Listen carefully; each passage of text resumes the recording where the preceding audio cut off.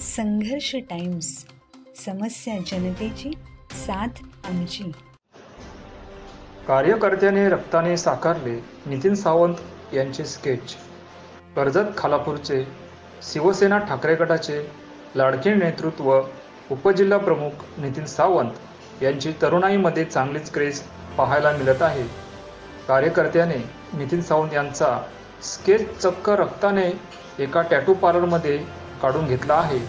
इंस्टाग्रामवर हा व्हिडिओ तुफान व्हायरल होत असून तब्बल 1.5 लाख व्ह्यूज या व्हिडिओला मिळाले आहेत.